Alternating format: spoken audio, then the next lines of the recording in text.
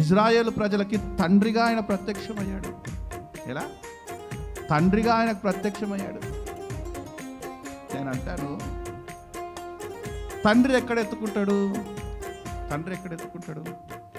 భుజాల మీద ఎత్తుకుంటాడు.